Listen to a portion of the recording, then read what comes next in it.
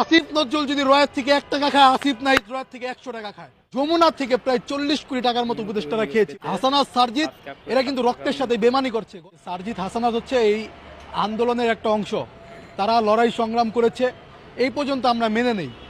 কিন্তু এখন আপনি দেখেন ভিতরের খবর জানতে গেলে উপদেষ্টাদের যারা আছে আসিফ নাহিদ, নাহিদের বাবা মিরপুরে আপনার অফিস দিয়েছে, সেখানে অনেক লেনদেন হচ্ছে, আসিফ অনেক টাকা কামাচ্ছে, এগুলো সত্যি কথা, এগুলো আপনি মানে গা ঢাকা দিতে পারবেন না।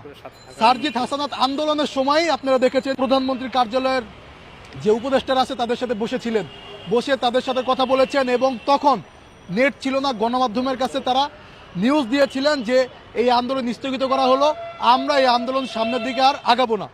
কিন্তু পরবর্তীতে আসিফ নাহিদ এই আন্দোলনকে 1 দফা পর্যন্ত নিয়ে গিয়েছিলেন, এবং এখন পর্যন্ত যারা নিহত এবং আহত হয়েছে এরা কিন্তু চিকিৎসা